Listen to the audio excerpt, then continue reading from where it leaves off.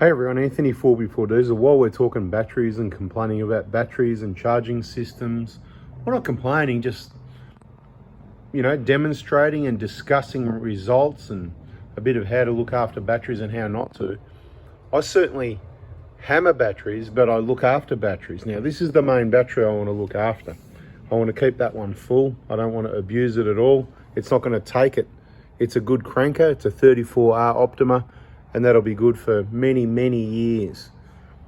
But this auxiliary battery, it's going to get hammered, and I wouldn't expect it to last as long, but the Optimas have lasted well, and it's only fair to treat this one just as good or as bad as any of the others. And I have treated them pretty harshly, and they seem to be holding up really well. Let's have a look. I've got a battery monitor, as you can see. There it is, that one there. That's the iDrive one, whatever. Like I said, there's many different brands, same thing. Same, different bucket, 50 bucks each, whatever it is. And it collects the data. So let's go and have a look at the data, because this battery's been absolutely hammered. Well, let's make this one pretty quick, and I'll just show you how I hammer batteries. Now, it's getting some love here now. It's on the charger and it's going to go whoopie-doo, but have a look. Look, everybody knows by now. This is, you can see it says 12 volts, so that's the 12 volt line. Look how much time it spends under 12 volts. It's nasty, right? So I'll tell you what's going on. It's running a fridge, down, down, down, and then it's got the slow charger at 1600 milliamps. So during this time, it comes on by timer, it runs on 240 volt, and that charger's slowly trying to get the battery up, barely gets to 13 volts, and then boof, the power goes off again, and then I've got the beers nice and cold, right? So, it needs a bit more love than that before it starts getting punished. But let's just go rewind a bit. Have a look at this. Wrong button. Bloody hell. Okay, that's not the one. We want this button. And then I was meant to press this button. Right, okay, it'll be there in a sec. Here we go. This button. Always get the wrong back button. Have a look at the data, though, how I've punished these batteries. I didn't want that. I just want to go like that. Same thing. You see a pattern. Same thing. The 120 is not getting driven. The fridge is in the 120. It's got a diff one. It's parked up. It does a couple of trips to give it a run, which you'll see, but see the pattern. Below 12, then it's during the day, charging on our solar panels, and then bang, running off the battery. Anyone who's being tight. Here you can see I'll start the car, and then I'll switch it off, drops there. But look how that little, so it's charging up slowly, but look how that little short drive, how much it brings the battery back.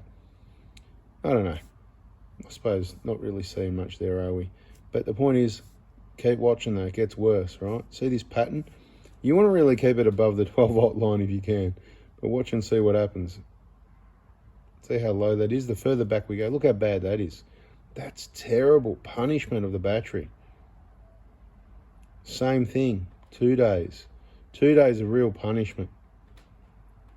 It just depends what I've got the fridge set on. Things change, temperatures go up and down, that sort of thing. That's what that is, compressor cutting in and out. That's why it's like that, yeah. Just thought I'd show you the data anyway, because interesting, because you can see a bit of driven again. So you can see the days it's been driven, the days it hasn't been driven a little bit. If you look at the date, it's probably a post office run. Anyway, look at that. Good little tool if you want to monitor your battery and get to know what's going on with it anyway. But I'm not saying everyone needs it. This is more like what I'd like to see. That's obviously on a lower setting, compressor's cutting in less, battery's going down not as low, and it's got time for better recovery. See, it's coming right up here, much better, right? And then whatever's happened there, maybe the charge is gone, yep, that's enough, and then dropped to a different mode. It certainly needs more than that, so it needs good regular driving or to be put on a different AC charger more regularly. So I have punished the battery, but it's getting some love as we speak. Wrong button again.